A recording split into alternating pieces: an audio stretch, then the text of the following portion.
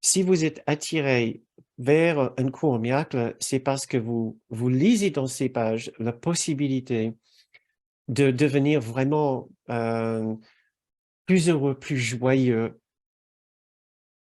de ressentir autre chose dans votre vie, vraiment avoir une autre expérience. Vous savez aussi bien que moi que cette autre expérience est vraiment possible. Voilà.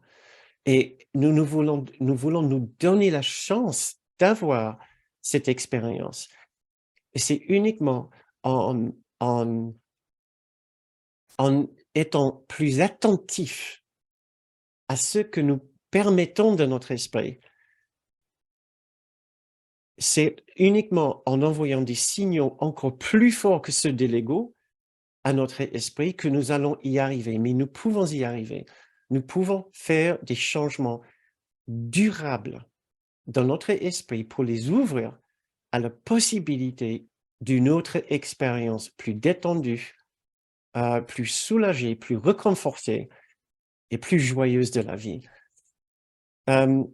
J'ai parlé et je parle d'une méthode maintenant qui est une sorte d'invitation à la joie. Pourquoi ces mots spécifiquement? C'est parce que, sans le savoir, l'ego a aussi sa version d'une invitation.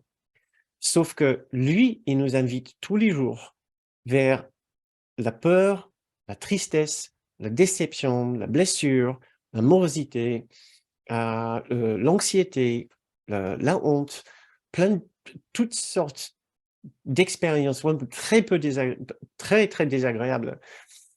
C'est son invitation quotidienne pour nous.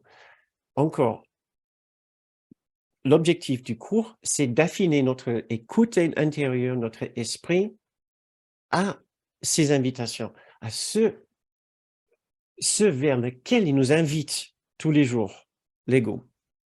Et nous avons besoin au moins de savoir qu'il y a une autre invitation dans notre esprit à chaque instant.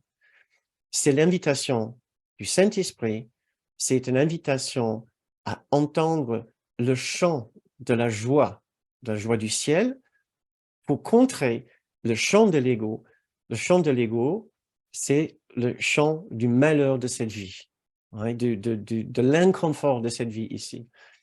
Donc, nous devons affiner notre écoute intérieure pour écouter cette invitation à la joie. Et cette invitation à la joie est dans et derrière chaque situation de contrariété. Chaque situation de contrariété nous offre une opportunité d'entendre la voix de Dieu. Comme nous lisons dans la leçon, toutes choses sont des échos, toutes choses sont des leçons que Dieu voudrait que j'apprenne, sont des échos de la voix de Dieu. Il y a 2 leçons qui nous incitent à voir comment nous pouvons transformer chaque situation par le prisme de notre sage intérieur, de la voix de la sagesse intérieure, de la présence du Saint-Esprit. Nous pouvons transformer chaque situation de contrariété en autre chose et reconnaître une richesse absolument extraordinaire. Et